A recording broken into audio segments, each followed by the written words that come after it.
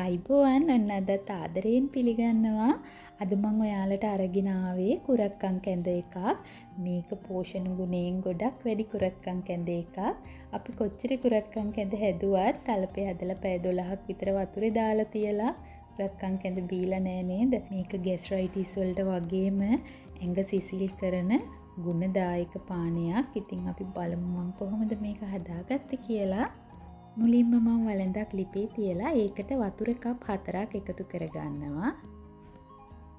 දැන් මම මේකට කුරක්කන් පිටි කප් එකක් එකතු කරගන්නවා. දැන් මේ කුරක්කන් කප් එක මේ වතුරත් එක්ක මුලින්ම විස්ක් එකකින් වගේ කලවම් කරනවා කැටි ගැහින්නේ නැති වෙන්න.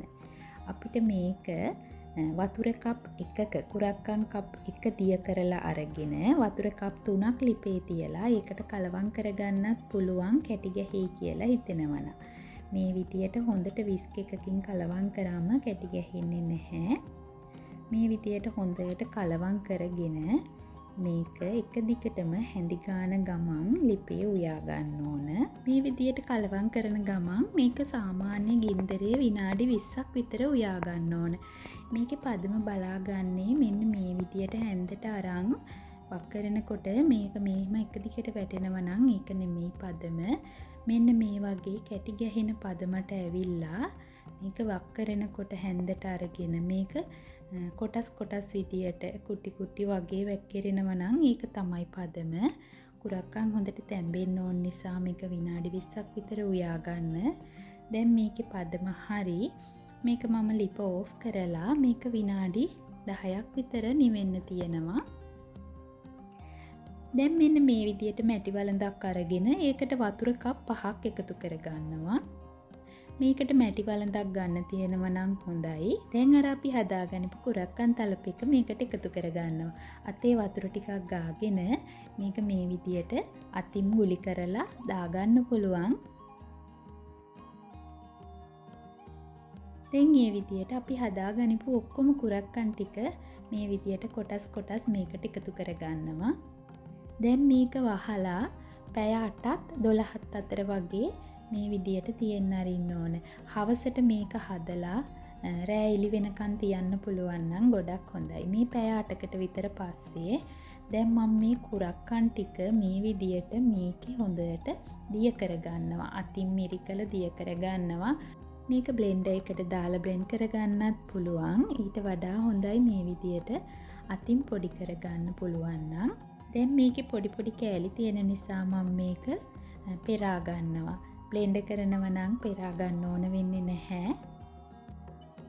මේ විදියට හැන්දකින් පොඩි කරන ගමන් මේ ටික ඔක්කොම පෙරා ගන්න. මේ පෙරා ගනිපු කුරක්කන් කැඳ එකට මම කිරි කප් එකක් එකතු කරගන්නවා. මුදවපු කිරි කප් එකක් මම එකතු කරගන්නවා මේකට.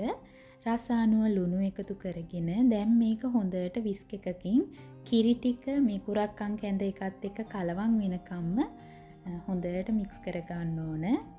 මේක හොඳට මේ විදියට මික්ස් කරගන්න ඕන. අතින් විනාඩි 5ක් විතර මේක මේ විදියට කලවම් කරනකොට කිරි ටික හොඳට මේකත් එක්ක කලවම් වෙලා මෙන්න මේ වගේ අපේ කුරක්කන් කැඳ එක මෙන්න මේ වගේ පාටට එනවා.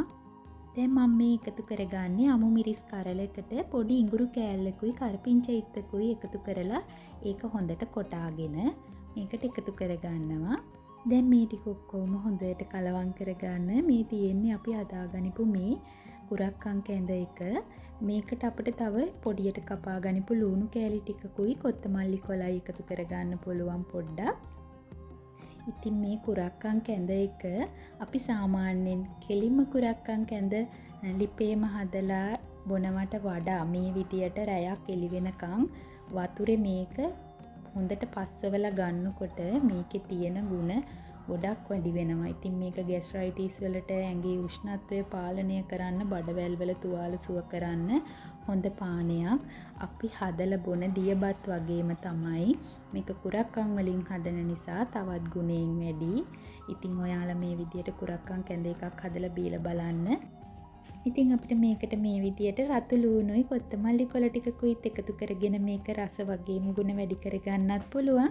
ඉතින් ඔයාලත් හදලා බලන්නකෝ මේ කුරක්කන් කැඳ එක බිව්වම ඇඟට කොච්චර පහසුද කියලා. ඉතින් අදත් මාව බලාගෙන හිටියට බොහොම ස්තුතියි. ගිහිල්ලා එන්නම් ආයෙත් දවසක මේ වගේ තවත් රසවත් රෙසිපියක් සමගින් හමු වෙනකන් ඔයාලට සුබම සුබ දවසක්.